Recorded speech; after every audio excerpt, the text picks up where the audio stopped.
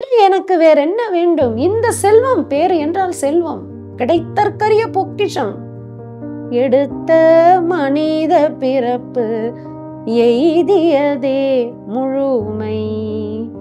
இந்த பிறவி எடுத்து வந்ததற்கான நோக்கத்தை நான் நிறைவு செய்து விட்டேன், முழுமை பெற்று விட்டேன் அப்பா என்று நின்றாராம், நடந்தாராம், நினைந்து தேடி அலைந்தாராம், பல இடங்கள் சென்றாராம். எப்பொழுது நிறைவு வந்ததாம்? மேலும் மேலும் மேலும் நீ கொடுத்த இந்த பலத்தை வைத்து என் கண்ம வினைகள் கழிந்து விட்டது, இனி நான் என்ன செய்ய வேண்டும்? கரை நீங்கி அறிவு மெய்ப்பொருளாய் நிற்கும் கரைந்து போகும் தன்முனைப்பு பக்தி என்ன செய்யும்? உள்ளங்களே, இன்று நாம் பக்தி சுவையில் திளைக்க இருப்பது அருட்தந்தை வேதாத்ரி மகரிஷி அவர்கள் அருளிய ஞான களஞ்சிய பாடல்களில் காணப்படும் பக்தி சுவை. ஞான சுவையோடு இணைந்த ஒரு அருமையான பக்தி சுவை. அவருடைய பாடல்கள் அப்படியே மிளிரும். அதில் ஒரு சில வரிகளை அவருடைய இறைவணக்க பாடல்களில் நாம் தேர்ந்தெடுத்து சில வரிகளில் நாம் திளைக்க இருக்கிறோம். அனைத்தும் அருமை, ஞானம் மிளிரும். அதில் ஒரு சில வரிகளை நாம் திளைக்க இருக்கிறோம். அதில் காந்த தத்துவ பாடல் என்று ஒரு வரிசை இருக்கிறது. தலைப்பின் கீழ் அமைந்த 12 பாடல்கள் இருக்கிறது.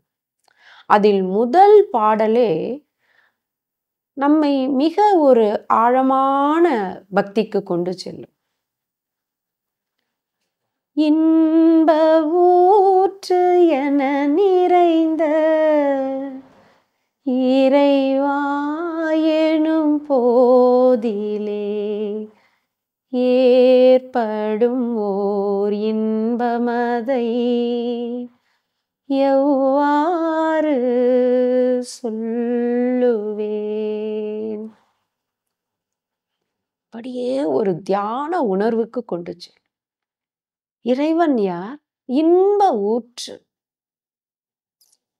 அப்படி இன்ப ஊற்று என நிறைந்த இறைவா எனும் அந்த வினாடியே, அந்த பொழுதே ஏற்படும் ஓர் இன்பமதை எவ்வாறு சொல்வேன்? இன்பன் இறைவன் யார்? இன்ப ஊற்று. அவனை நினைத்தான் நமக்குள்ளும் அந்த இன்ப ஊற்று பெருகும். அதை எப்படி சொல்ல முடியும்?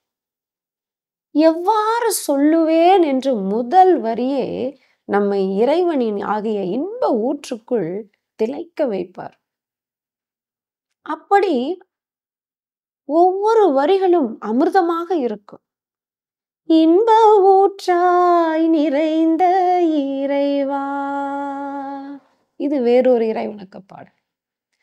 எங்கும் இன்ப ஊற்றாய் பெருகும் இறைவா, அன்பு ஊற்றாய் தோற்றங்கள் அனைத்துக்குள்ளும் அறிவாய், இன்ப ஊற்றாய் நிறைந்த இறைவா, எங்கும் இன்ப ஊற்றாய் பெருகும் இறைவா என்று இன்ப ஊற்றாக இறைவன் எங்கும் நிறைந்திருக்கிறான். அன்பு ஊற்றாக தோற்றங்கள் அனைத்திற்குள்ளும் அவன் அறிவு சுரூபமாக இருக்கிறான் என்ற ஆன்ம ரகசியத்தை, பிரம்ம ரகசியத்தை இந்த 2 வரிகளில் உபனிஷதத்தின் சாராம்சத்தை 2 வரிகளில் எளிமையாக விளக்கியிருப்பார். இந்த பாடலில் நிறைவாக ஒரு வரி வரும். என்ன பக்தி என்ன செய்யும்? இறைவன் என்ன செய்ய வருகிறார்? இறை வணக்கம் ஏன் ஒருவனுக்கு? இறைவன் உன்னுள் வர வர அந்த பக்தி மேலோங்க மேலோங்க, வழிபாடு அதில் ஆழம் செல்ல செல்ல இறைவனுக்கும் நமக்கும் என்ன ரசவாதம் நிகழும்? இறைவன் உன்னுள் திகழ திகழ ஒரு பக்தனின் நிலைப்பாடு என்னவாக அமைய வேண்டும் என்று இந்த வரிகளை கேட்டு உருகாதவர்கள் யாருமே இருக்க முடியாது. உன்னிலே நான் அடங்க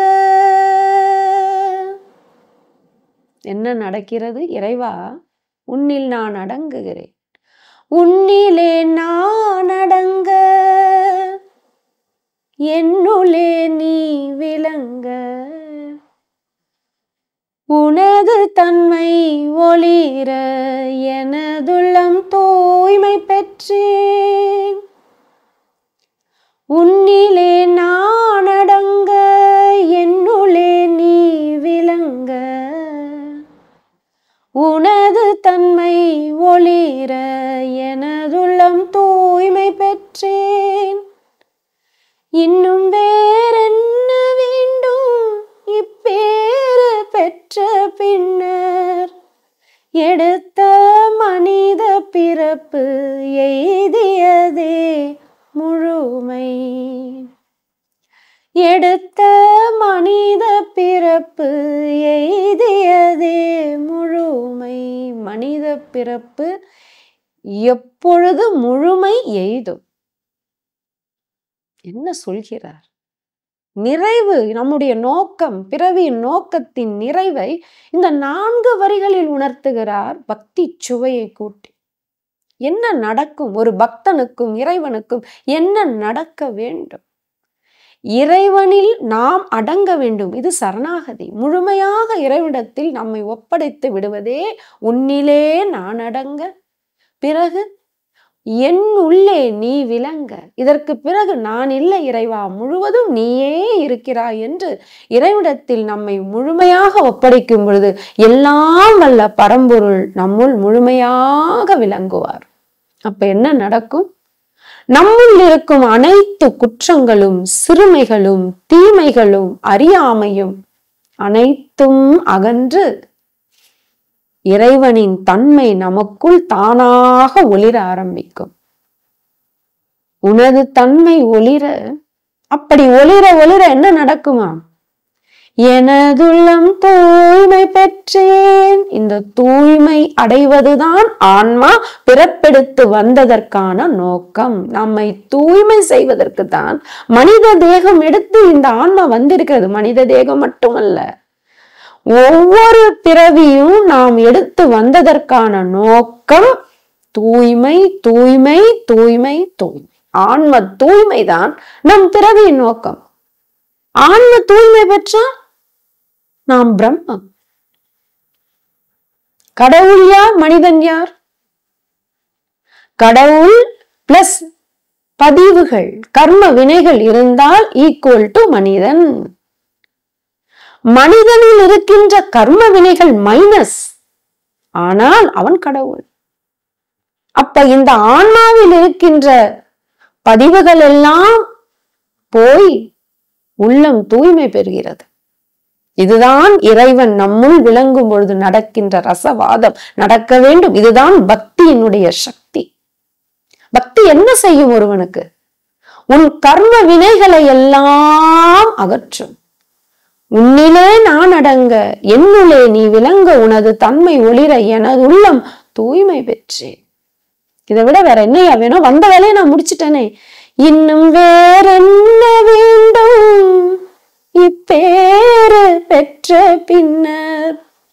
இதை விட எனக்கு வேற என்ன வேண்டும்? இந்த செல்வம், பேரு என்றால் செல்வம், கிடைத்தற்கரிய பொக்கிஷம். எத்தனை பிறவி எடுத்தேன் அப்பா, பிறந்து பிறந்து இளைத்தேனே இறைவா, இதை நான் அடைய வேண்டி உன் அருளாலே, உன் மீது நான் வைத்த பக்தியினாலே, முழுமையாக என்னை உன்னிடத்தில் ஒப்படைத்ததாலே இறைவா, நான் மிகப்பெரிய பேறு பெற்று விட்டேன். இன்னும் வேற என்ன வேண்டும் இந்த பிறவி எடுத்ததற்கு? எடுத்த மனித பிறப்பு எய்தியதே முழுமை. இந்த பிறவி எடுத்து வந்ததற்கான நோக்கத்தை நான் நிறைவு செய்து விட்டேன், முழுமை பெற்று விட்டேன் அப்பா என்று இறைவன் தன்னுள் விளங்கி அவர் செய்ததை எத்தனை அழகாக ஒவ்வொரு பக்தருக்கும் இது நடக்க வேண்டும் என்று காட்டுகிறார். இன்னொரு பாடல், இன்று நான் நிறைவு பெற்றேன் இறைவா, இன்று நான் நிறைவு பெற்றேன், நின்றேன் நடந்தேன் உன்னை நினைந்து தேடி அலைந்தேன், சென்றேன் பல இடங்கள் சிந்தனை விரிந்த பின்னே இன்று நான் நிறைவு பெற்றேன். இதுவும் ஒரு பெரிய பாடல். எப்பொழுது அவருக்கு நிறைவு வந்ததாம்? நின்றாராம், நடந்தாராம், நினைந்து தேடி அலைந்தாராம், பல இடங்கள் சென்றாராம். எப்பொழுது நிறைவு வந்ததாம்? அன்பும் கருணையுமாய் அகன்ற நிலையில் உள்ளாய், என் மனதை விரித்து இணைத்து கொண்டாய் உன்னோடு, கண்மவினைகள் எல்லாம் கழிந்தன உணர்கின்றேன்,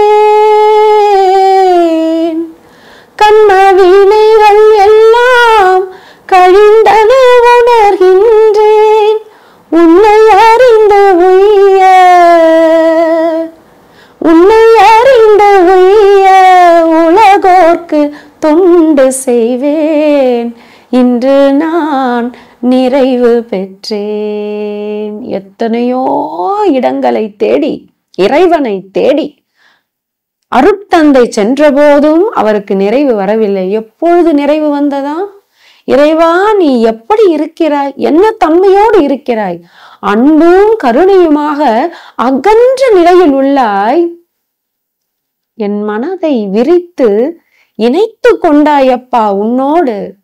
நான் விரிக்கல, நீயே என் மனதை விரியச் செய்து உன்னோடு இணைத்து கொண்டாயே. என்ன நடந்தது? அதே பொருள்.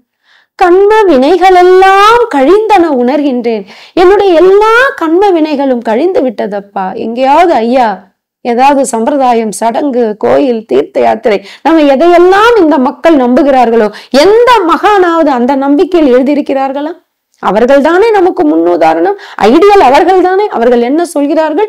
தூய்மையான பக்தி, இறைவன் பால் கொண்ட பிரேமைதான் இதை செய்கிறது என்று எல்லா மகான்களும் பொதுவாக இந்த உண்மையை நமக்கு உரைக்கிறார்கள். நான் அவன் பால் பக்தி செலுத்தினேன், அவள்தான். அப்ப என்ன நடந்தது? என் கண்ம வினைகள் எல்லாம் கழிந்தன உணர்கின்றேன். இது தானாகவே இந்த உயிருக்கு இந்த உண்மை விளங்கும். சரி, இனி நான் செய்ய வேண்டியது என்ன? உன்னை அறிந்து உய்ய, இனி நான் மேலும் மேலும் மேலும் நீ கொடுத்த இந்த பலத்தை வைத்து என் கண்ம வினைகள் கழிந்து விட்டது. இனி நான் என்ன செய்ய வேண்டும்? உன்னை அறிந்து மேலும் நான் பற்பல படிகளை நான் கடந்து நீயாகவே மாற வேண்டும் என்றால், மரணமில்லா பெருவாழ்வு நான் அடைய வேண்டும் என்றால், உய்வதென்றால் அதுதான். வீடு பேரு அடைய வேண்டும் என்றால் இனி நான் செய்ய வேண்டியது என்ன இறைவா? உன்னை அறிந்து உய்ய உலகோர்க்கு தொண்டு செய்வேன். அல்லல் பெருமானார் சொல்வது, உயிருள் யாம் எம்முள் உயிர் என உணர்ந்து உயிர் நலம் பரவுக என்று உரைத்தமை சிவமே என்ற வரிகளை மீண்டும் அருட்தந்தை நினைவு கூர்கிறார். உன்னை அறிந்து உய்ய உலகோர்க்கு தொண்டு செய்வேன். இறைவா, இன்று நான் நிறைவு பெற்றேன்.